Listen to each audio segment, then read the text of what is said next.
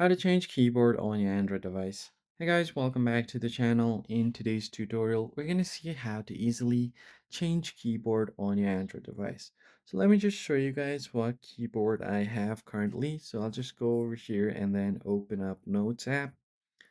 Once you open up Notes, I'll just open this random note that I have. I can just go here and then I can start typing. So this is the keyboard I currently have, which is Google Keyboard.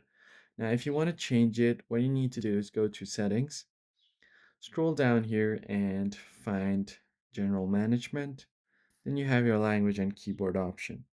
Go over to your keyboard list and default. And as you can see here, my default keyboard is Gboard currently.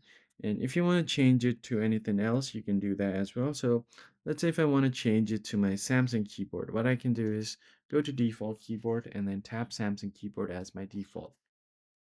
Now if I go back to my Notes app, as you can see here, the keyboard has changed and it is not the Google keyboard anymore. So once you do that, you can also add other keyboards here as well. So if you go to Samsung keyboard, you can find its separate settings. And if you go to Google keyboard, you can find its own settings as well. And that's basically it. That's how you can change your keyboard on your Android device.